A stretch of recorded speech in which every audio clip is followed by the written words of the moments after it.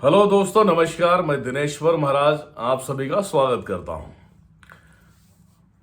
आज मैं कुछ ऐसी बातें बताने वाला हूं जिसे आप सुनेंगे तो आपको समझ में आएगा कि सत्य क्या है, असत्य क्या है। अभी ये जो बोलते हैं ना, ये क्या कहता है अभी राहुल गुले कि तू मराठियों का खाता है और मराठा मराठा में रहता है, मतलब महाराष्ट्र में रहता है, तो उनको ही गालियां देता है। तो आप सभी को पता है कि जो सत्यता पे चलने वाला होता है, जो सही होता है, उनको गालियां नहीं मिलता है। ये आप सभी को पता है। अब वो बोलता है कि मराठियों का खाता है, तो मैं ये भी क्लियर करना चाहता हूं कि जैसे तू खा के गया और जैसे और भी लोग जितने थे वो लेके और खा के गए, उनकी बात कर रहा है कि मेरी बात कर रहा है? पहले एक और से सुन लेना। यूपी और बिहार के लोग कभी भी मेहनत करने पे विश्वास रखते हैं। पसीने बहाते हैं ना, तो 2 रुपए लेने की कोशिश करते हैं, किसी का हक नहीं मारते। और तू दिनेश्वर महाराज पे उंगली उठा दिया है, मतलब मेरे ऊपर तूने उंगली उठा दिया कि महाराष्ट्र में रहता है, महाराष्ट्र के लोगों को गाली देता है। तेरी उम्र मेरे हिसाब से 18 साल होगी या 54 में चल रहा हूं मैं। तूने दुनिया बहुत कम देखी होगी और मैं दुनिया में ही विचरण करके देख लिया मैंने दुनिया कैसी है, ठीक है। और ये जो आरोप लगा रहा है कि मराठियों का खाता है, महाराष्ट्र में रहता है और महाराष्ट्र वालों को गाली देता है, तो महाराष्ट्र तुम्हारे बाप की जागीर है क्या? हाँ, मुझे कितने लोगों ने पैसे दे के गया है या मुझे मेरे घर में राशन पानी डाल दिया है? हाँ, तू हराम का है और हराम का बीजी रहेगा। तू बदनाम करने से पहले तेरी औकात तो देख कि तू किस औकात के लायक है। और इसमें काफी मेरे मराठी भाई लोग हैं, उनको मैं बताना चाहूंगा, आप सभी को एक कहावत मालूम है, एक तालाब की अगर एक मच्छी गंदी हो जाती है तो उसके कारण सारे मच्छियों को गंदा होना पड़ता है। इसी प्रकार से मैं ये नहीं कहता कि महाराष्ट्र की बातें हैं। महाराष्ट्र में मेरे साथ में धोखा हुआ है तो मैं बोल दिया। अगर मेरे साथ में धोखा नहीं हुआ होता तो मैं नहीं बोलता। चाहे वो यूपी वाले धोखा करें, चाहे बिहार वाले धोखा करें, धोखा तो धोखा होता है, चीटिंग तो चीटिंग होता है ना। तो महाराष्ट्र में अभी जितने लोग मिले मुझे, वो सब चीटिंग करने वाले मिले, तो उनके खिलाफ मैंने अगर बोला है तो कोई गलत नहीं है। अगर आपको गलत लगता है तो आ जाओ, मैं प्रमाण देने के लिए तैयार हूं। लेकिन ये हराम का पिल्ला बोलता है कि दिनेश्वर महाराज मराठियों का खाता है, महाराष्ट्र में रहता है, उनको ही गाली देता है। तो महाराष्ट्र में बहुत सारे ऐसे हैं कि मेरे शिष्य हैं, मेरे भाई हैं, बंधु हैं, और जिनके मैंने कार्य किए हैं उसमें शायद पुलिस वाले भी हैं। शायद ही बोल रहा हूं क्योंकि पुलिस वाले हैं, शायद मैं इसलिए रखता हूं कि हमें किसी का डिटेल बताना नहीं चाहिए। इसमें काफी बड़े लोग हैं, बड़े स्तर के लोग हैं, और ऐसे लोगों के लिए मैं हमेशा खड़ा हूं और खड़ा रहूंगा। रही बात कि इसके जैसा हराम का जो बीज होगा उसके लिए मैं नहीं खड़ा हूं। आप समझ गए ना मैं क्या बोलना चाहता हूं? ऐसे लोग जिस थाली में खाते हैं उसी थाली में छेद करते हैं। एक कहावत मैं बता रहा हूं, आप सभी को पता होगा, जो पुराने लोग हैं, जो काफी एज हो चुकी है, उनसे पूछेंगे आप सभी लोग तो बताएंगे। मुंबई के अंदर जब यूपी का कोई व्यक्ति आता था ना, तो उनके पैर छूते थे लोग। शायद इस नास्तिक को नहीं मालूम होगा, नालायक को नहीं मालूम होगा, नास्तिक नहीं बोल सकते क्योंकि श्रद्धा है इसके अंदर, इस नालायक को नहीं मालूम होगा। आज मुझे बदनाम करने पे तुला हुआ है। जब कोई यूपी से आता था मुंबई के लिए तो उनके पैर छूते थे। मालूम है क्यों छूते थे? क्योंकि ये वह सोचते थे कि ये राम भगवान के एरिया का है, राम भगवान जहां से आए थे वहां के लोग भी उन्हीं के जैसे हैं। मालूम है ऐसा क्यों सोचते हैं? विष्णु भगवान का अवतार क्यों हुआ था? आप सभी को बताना चाहूंगा, विष्णु भगवान का अवतार राम के रूप में क्यों हुआ था। जब इस धरती पे हाहाकार मच गया था, मतलब महाराष्ट्र नहीं है, पूरे हिंदुस्तान की धरती की बात कर रहा हूं, पृथ्वी लोक की बात कर रहा हूं, हाहाकार मच गया था। रावण की प्रचंड जो है कि क्रोध का सामना गरीब मजदूर करते थे, जो दुखिया रहते थे वो करते थे। रावण का एक मामा था, मामा मारीच, इसे महाराष्ट्र का मामा मारीच भी वैसा ही करता था। मामा मारीच एक राक्षस था, शायद सभी को मालूम होगा। इस वीडियो के अंदर एक पूरी प्रवचन दे रहा हूं मैं, पूरी इतिहास उठा के रख रहा हूं मैं, जो यहां से गुजरी हुई है। मामा मारीच था, जब ये सब पूरी तरह से टूट चुके थे तो यहां के सारे ऋषिगण मिल गए, विष्णु भगवान के पास जाते हैं। विष्णु भगवान को बोलते हैं कि रावण ने अत्याचार कर दिया है बहुत, अभी हमारा जीना भी मुश्किल कर दिया है, हमारे जैसे लोगों को जब तप करने में भी बाधा डालता है, अनेक प्रकार के दुष्ट आत्माओं को भेजता है, भूत प्रेत डाइन डंकियों को भेजता है, हमारे यज्ञ को जप को सत्यानाश कर देता है। तो उनमें एक ऋषि भी हुआ करते थे, ये तो ऋषि की बात बाद में आएगी, पहले इन ऋषि के जो सीनियर पर्सन है जब वहां पे गए थे तो क्या कारण था, क्या कारण था ये आपको समझना होगा। राम भगवान को अवतार लेने से पहले षड्यंत्र रची गई पूरी तरह से कि किस तरीके से मामा मारीच, रावण, इन सब सारे लोगों का खात्मा हो।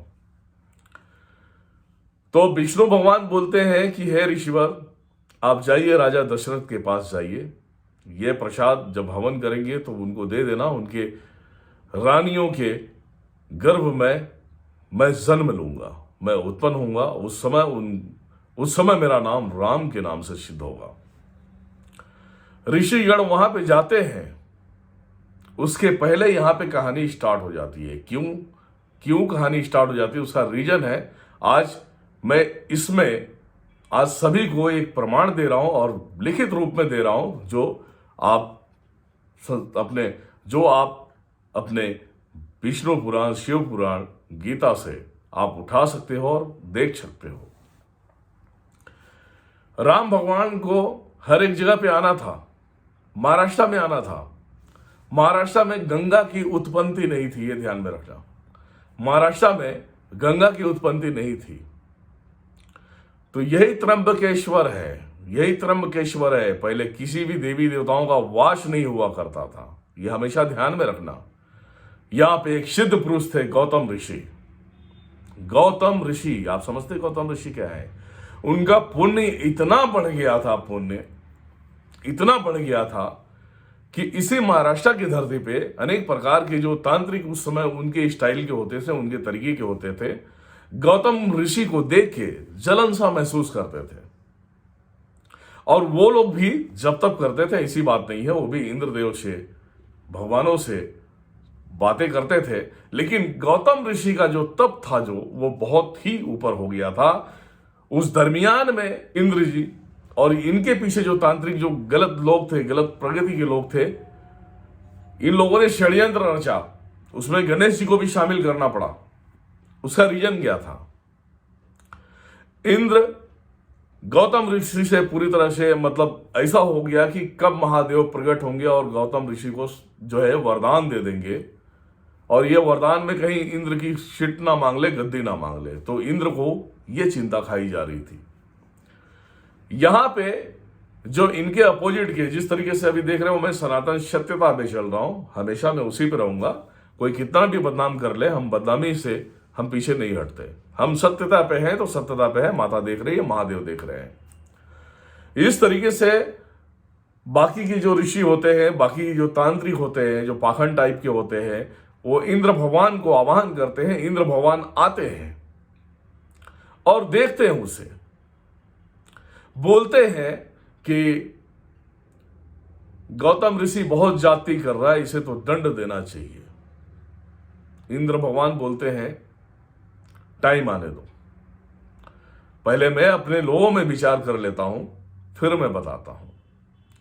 इस दरमियान में क्या होता है, गौतम ऋषि देखते हैं कि उस एरिया के लोग, जैसे आदिवासी जो होते हैं, जो गरीब लोग होते हैं, वहां पानी पीने का स्रोत नहीं होता है। इनका इतना तप जो है कि इतना बढ़ जाता है गौतम ऋषि का कि अक्षय जल समझते हो, पानी जो जल होता है, अक्षय राज जो वहां पे प्रकट होते हैं और बोलते हैं कि हे ऋषिवर, आप किस दुविधा में हैं? गौतम ऋषि बोलते हैं कि हे भगवान, यहाँ पे हमारे लोगों को पीने के लिए जल नहीं है और मैं इसी से चिंतित हूं, तो ऐसा कोई रास्ता निकाले। फिर अक्षय बोलते हैं कि आप और आपकी वाइफ यहाँ पे ये खड्डा खोदो, जितना खोदोगे उतना मैं जल दे दूंगा, जिसमें से कितना भी जल निकालोगे वो कम नहीं होगा। तो पति पत्नी वो तालाब जैसा खड्डा खोदते हैं, उसमें अक्षय राज जो है जल दे देते हैं। तो उसमें बहुत से साधु संत, बहुत सारे लोग आते हैं। उस समय वो तांत्रिक भी आते थे जल पीने के लिए और वहां से ले जाने के लिए। तो और भी जलन होने लगा कि भैया, ये जब अक्षय राज को मना सकता है, यहाँ जल मंगा सकता है, तो बहुत कुछ कर सकता है। ये बात इंद्र जी के माइंड में खटक गई। इन्होंने गणेश जी को आह्वान किया, गणेश जी को बोला कि हे गणपति जी, इसका जो है पुण्य इतना बढ़ गया है कि कल के तारीख में मेरे साथ में कुछ भी हो सकता है, इसका आप कुछ करो। और दंडनायक आप ही हो, आप अपने तरीके से दंड दो। गणेश जी ध्यान लगा के देखते हैं और वो सारे कहानियों को रीड कर लेते हैं। गणेश जी बोलते हैं, आप क्या चाहते हैं? तो बोलते हैं इसके ऊपर कुछ हत्या का आरोप लगाया जाए। हत्या करेगा या किसी भी प्रकार की इसके ऊपर आरोप लगाएंगे तो इसका पुण्य नष्ट हो जाएगा। तो गौतम ऋषि उस समय जो है कि अपनी खेती कर रहे थे और खेती करने के दरमियान में गायों को अपने शक्ति के अनुमान से भेजा गया, गाय को उनके खेतों के पास भेजा गया और वो अन्य, मान लिया जाए गेहूं है या चावल है, उस समय चावल के जो पौधे होते थे, गेहूं के पौधे होते थे, तो वो चारा उन्होंने गाय को ले जाके खिलाने की कोशिश किया। चारा जैसे उसके हाथ मुंह में डालने लगे, एक लकड़ी जो होती है पौधे का, लकड़ी उनके गर्दन पे गिरता है और मुंडी अलग हो जाती है। गाय की मुंडी अलग हो जाती है, मतलब गाय मर जाता है। अब गौतम ऋषि के ऊपर लग गया गौ हत्या का दोष। अब गौ हत्या का दोष लग गया। गौ हत्या का दोष लगने के कारण सारे लोग उनको जो है कि बुरा भला बोलते गए। इंद्र भी बोलते हैं कि तुम तो गौ हत्या जो है कि कर दिया है, गौ हत्या का दोष लग गया है तुम्हें, अब इसे कैसे धोओगे तुम, इस हत्या से पार कैसे लगेगा तुम्हारा?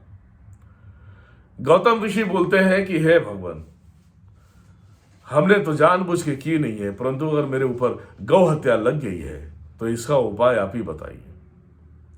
तो सारे उसके अपोजिट के जो तांत्रिक होते हैं, जो पाखंडी लोग होते हैं, वो बोलते हैं कि इसको कुछ ऐसी शर्तें रख दिया जाए कि जो ये पूरा ही ना कर